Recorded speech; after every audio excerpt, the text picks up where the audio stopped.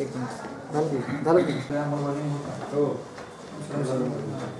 मस्जिद आणि कब्रस्तान वगैरेची जागा आहेत आपली. कराडचं कब्रस्तान आहे, साताऱ्यामध्ये कब्रस्तान आहे, नगरपालिकेनं गार्डनचं रिझर्वेशन टाकलं. असे काही धार्मिक स्थळांच्या वस्तू नगर महसूलची किंवा नगररचनाची रिझर्वेशन काढावी. तर राष्ट्रीय अल्पसंख्याक हक्क दिवस म्हणून या दिवसाची ख्याती आहे.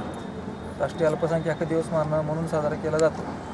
या राष्ट्रीय अल्पसंख्याक हक्क दिनाच्या निमित्तानं ऑल इंडिया मुस्लिम ओबीसी ऑर्गनायझेशनचे सर्व पदाधिकारी आणि भारतीय अल्पसंख्याक संघटनेचे पदाधिकाऱ्यांनी माननीय मुख्यमंत्र्यांच्यापर्यंत काही मागण्या केलेल्या आहेत. त्यामध्ये प्रामुख्याने जी मागणी आहे आमची अल्पसंख्याकांसाठी स्पेशली इस्लामिक असणाऱ्या मुस्लिम धर्मियांसाठी सच्चर समितीची शिफारस जी आहे ती शिफारसीनुसार मुस्लिम धर्मातील भारतामध्ये असलेल्या आजची आर्थिक, सामाजिक, शैक्षणिक आणि आरोग्याची परिस्थिती जी आहे ती मागासलेल्यांच्यापेक्षा मागासलेली आहे. त्या 2005ला सच्चर समितीने दिलेल्या अहवालानुसार आणि त्याने काही 13 कलमी योजना 15 कलमी योजना जाहीर केली. त्याची अंमलबजावणी करण्यासाठी आम्ही मुख्यमंत्री साहेबांना एक निवेदन दिलेलं आहे. त्यामध्ये आमची मागणी आहे की आम्हाला जो सच्चर समिती शिफारसीनुसार ज्या योजना आहे त्याची अंमलबजावणी केली जावी. त्या योजना तळागाळातील असणाऱ्या अल्पसंख्याक आणि मुस्लिम समाजातील लोकांच्यापर्यंत, उपेक्षित लोकांच्यापर्यंत पोहोचवाव्यात. त्याचबरोबर आमची मागणी आहे की जी 5% आरक्षणाचा प्रस्ताव याच समितीच्या अहवालानुसार कर्नाटक सरकारच्या धर्तीवर मागच्या वर्षी आम्ही 22 एप्रिलला धरणे आंदोलन केलं. तसं धरणे आंदोलन 5 जिल्ह्यामध्ये केलं. तोच धरणे आंदोलन आम्ही संपूर्ण महाराष्ट्रात नेलं. त्यामध्ये हिंदी हिंदुस्तान हमारा, all India Muslim OBC, ABC संघटना, साताऱ्यातील सातारा शैक्षणिक संस्था अशा विविध समाजाच्या आमच्या समाजाच्या संघटनेचे त्याच्यासाठी पाठपुरावा केला. आणि मागच्या वर्षी जाता जाता राष्ट्रवादी काँग्रेस आणि काँग्रेस सरकारनं 5% आरक्षण मुस्लिमांसाठी जाहीर केलं. खरं तर हे 5% आरक्षण मुळातच कमी पडते, कारण की लोकसंख्येच्या हिशोबानं 5% आरक्षण खूप कमी आहे. तरसुद्धा आम्ही जी मागणी केली कुछ नाही तो कुछ तो सही म्हणतात त्या पद्धतीनं 5% आरक्षणाची मागणी मागच्या सरकारनं त्याची आमची पूर्ण करून त्याच्यावर सरकारनं ठराव करून घेतला. आणि 5% शैक्षणिक आणि नोकऱ्यामध्ये जी संधी दिली होती मुस्लिम समाजाला त्याच्या विरोधात नवीन महाराष्ट्र सरकार आल्यानंतर महाराष्ट्राची सरकार बदलल्यानंतर हायकोर्टाचा निर्णय झाला की शिक्षणासाठी फक्त मुसलमानांना 5% आरक्षण द्यावं आणि नोकरीमधलं आरक्षण रद्द केलं. परंतु हे रद्द करण्यामागचं कारणच कळलं नाही. रद्द करायची काय आवश्यकता नव्हती. 3 निकष लावले गेले ज्यामध्ये म्हणतात की 50%पेक्षा आरक्षण देता येत नाही. दुसरा निकष धर्माच्या अनुसारानं आरक्षण देता येत नाही. आणि तिसरा निवडणुकीच्या पार्श्वभूमीवर आरक्षण देणं म्हणजे आमिष आहे.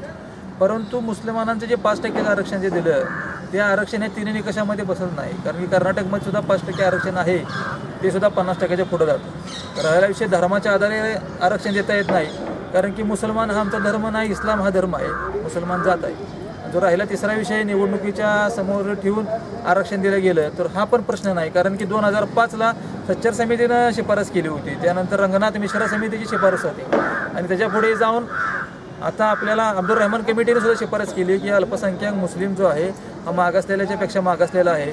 तर त्याला जर आपल्याला बरोबरीने आणायचं असेल तर त्याला कुठेतरी रिझर्वेशन शिक्षणामध्ये आणि आर्थिक ह्याच्यामध्ये दिलं जावं. ह्या 3 निकषावर आम्हाला आरक्षण मिळालं.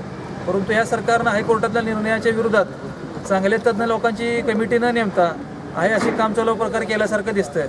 कारण की निवडणुकीपूर्वी फडणवीस साहेबांनी म्हणलं की काँग्रेस आणि राष्ट्रवादी सरकारची जे बी सवलती दिल्यात की ज्या ठराव केल्यात त्याला आम्ही नामंजूर करणार. पण त्यासाठीच नामंजूर करण्यासाठीच काही कळत नाही किंवा ह्या विषयावर लढलं पाहिजे होतं आहे सुप्रीम कोर्टामध्ये. पण ती लढाई कमी पडली आणि मराठा आरक्षण रद्द झालं आणि मुसलमानांना फक्त शैक्षणिकसाठी मिळालं. तर ही एक आमची मागणी आहे की 5% आरक्षण आम्हाला शिक्षणामध्ये देत आहोत तर त्या प्रमाणात नोकऱ्यामध्ये बी दिलं जावं आणि सत्तेमध्ये सुद्धा 5%चं रिझर्वेशन मुस्लिम समाजासाठी केलं जावं. ही आमची दुसरी मागणी आहे. त्याच्यानंतर आपल्याला जे भाकड जनावरांचा व्यापार आहे, भाकड जनावरांचा व्यापार करणारे विकणारे हे संपूर्ण 12 बलुतेदारापैकी आपले आहेत सगळे. 12 बैते म्हणतो त्या पद्धतीने. म्हणजे मुस्लिम कसाही खरेदी करतो किंवा स्लॉटिंग करतो, पण त्याच्या चामड्यावर काम करणारा सुद्धा आमचा चर्मकार समाज असतो, ढोर समाज असतो.